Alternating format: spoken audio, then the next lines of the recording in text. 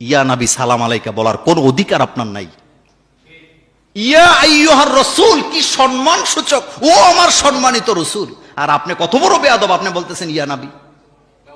ইয়াটা হরফে নেদা, আরবি গ্রামারের দিকে তাকাইলে এটা বেয়াদবি হয়। রাসূলের শানে এত বড় বেয়াদবি হচ্ছে যেটা না বুঝে হাজার হাজার উম্মতেরা করতেছে।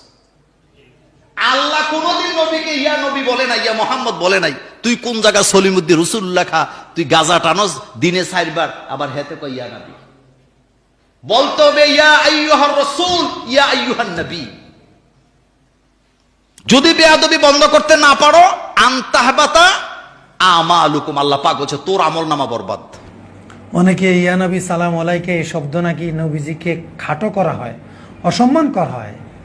হ্যাঁ, গ্রামারও নাকি ভুল আছে। ভাই ওই মোহতারামের হোয়াটসঅ্যাপ নাম্বারটা আমাকে এখনই দেন।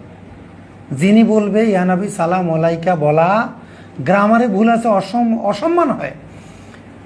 মরহুম আব্দুল্লাহ জাহাঙ্গীর স্যার, আল্লাহ তালা স্যারের কবরকে মুনাওয়ার করুক। আমি স্যারের একটা প্রোগ্রাম দেখেছি, এখনও আছে, সার্চ দিলে পাওয়া যায়। ইয়া নবী সালাম আলাইকা বললে নবীকে অসম্মান করা হয়। মোহতারাম নূর ইসলাম অলিপুরি মাদ্দাজিল্লাহ আলী হুজুরের একটা আলোচনা আছে, একটা বই আছে ইয়া নবী সালাম আলাইকা, হুজুরের নামে আরেকজনে লিখছেন, মানে হুজুরের বক্তব্যগুলোকে। ওখানেও লেখা আছে ইয়া নবী সালাম আলাইকা বললে নবীকে অসম্মান করা হয়। আমি এই দুই মহান ব্যক্তিত্বের কাছে শ্রদ্ধার সাথে বলতে চাই যে হুজুর, তো ইয়া নবী সালাম আলাইকা বললে অসম্মান হয়, আপনারা দলিল দিয়েছেন কি?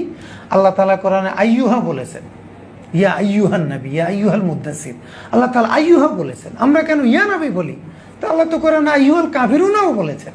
তাহলে কি আল্লাহ কি কাফিরকে সম্মান করে বলেছেন? উত্তরটা আল্লাহর রাস্তায় একটু ঠিক করে দেন। আল্লাহ তাআলা কোরআনে কুলিয়া আইয়ুহাল কাফিরুন বলেছেন, আবার আইয়ুহাল লাযিনা আমানু বলেছেন।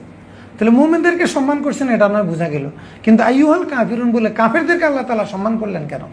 আসলে এটা হলো আমাদের একটা মাসালা না পড়া অথবা ভুলে যাওয়ার কারণে। জাহাঙ্গীর স্যার, আব্দুল্লাহ জাহাঙ্গীর স্যার রহমতুল্লাহ আলাই, এই আল্লাহ স্যারকে ক্ষমা করুক, স্যার তো আরবি ভাষা নিয়ে ডক্টরেট করছেন। স্যার এগুলো কীভাবে বলে আমার বুঝে আসে না। যারা স্যারের আসুন্নাহ ফাউন্ডেশনে আছেন ওনারাও কি এই মাসালা পড়ে না, নাকি ভুলে গেছে, নাকি ব্যস্ততার কারণে পড়ার সময় পান না, আমি জানি না। যে ইয়া নবী আর আইয়ুহান নবী, আমি তো বলবো আপনারা এসো আর বেশি কি প্রথম খণ্ডে 36 পৃষ্ঠাটাও যদি পড়তেন তাও তো এই মশালাটা হলো হয়েছে। এখানে স্পষ্ট লেখা আছে ইয়া ওয়ালাদু ব্রেকেট আইয়ুহাল ওয়ালাদু, মানে ইয়ার আইয়ুহার একই অর্থ।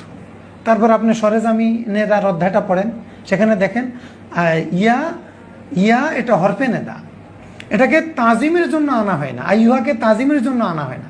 আইয়ুহাকে আনা হয় মোনাদা যদি মুআররাব বিল লাম হয় তখন আইয়ুহা আনা হয়। পৃথিবীর কোনো ভাষা বিশেষজ্ঞ, নাহবিদ, সরববিদ, আরবি ভাষার কোনো আলেম এই কথা বলেন নাই যে আইয়ুহাকে তাজিমের জন্য আনা হয়েছে। আইয়ুহাকে আনা হয় আলিফ লামের আগে।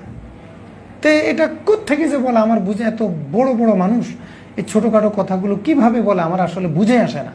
আমি একবার ওনাদের পায়ে হাত রেখে অনুরোধ করে বলতে চাই, সরেজামি কিতাবটা এখনই খোলেন, আপনি সরেজামি পড়েন, আপনি মুগনি লাবিব পড়েন, দেখেন সেখানে লেখা আছে কিনা। পৃথিবীর কোনো কিতাবে আছে যে আইয়ুহা সম্মানের জন্য? পৃথিবীর কোথাও নাই, পৃথিবীর কোথাও নাই যে আইয়ুহা সম্মানের জন্য, কোথাও নাই। এই জন্য এগুলো আমরা একেবারেই বলবো না, এগুলা দলিলহীন কথা। আপনারা মুগনি লাবিব দেখেন, সরেজামি দেখেন, আমাদের বই তো আমরা এগুলা সামান্য আলোচনা করেছি, এগুলা তো ছোটোখাটো বিষয়। আর এসবের বিষয়টা আপনারা দেখতে পারেন, সেখানেও স্পষ্ট আছে। তাহলে অনেকে বলেন আসসালাম কবলাল কালাম, ইয়া নবী এখানে আগে নবী পরে সালাম। তা আপনি যখন উত্তর দেন ওয়ালাইকুম আসসালাম, ওয়ালাইকুম আগে বলেন না, তো এটা কি আসসালাম কবলাল কালাম হয় নাই? এটা ভাই এটা তো মাশরু। ওয়ালাইকুম আসসালাম এটা যেমন পুরাটা মিলে সালাম, ইয়া নবী সালাম আলাইকুম এটা পুরাটা মিলে সালাম। এখানে আমাদের মূল বোঝার বিষয় হলো এটা তো আরবি ভাষা। আরবি কোনো ভাষাবিদ কি এখানে ভুল ধরেছেন? না বাঙালি ভাষাবিদরা ভুল ধরেছে। তো বাঙালিরা আর কি পড়বে? আমি তো আগেই বলেছি আমাদের হিন্দুস্তানে কোনো মেধাবী আলেম নেই।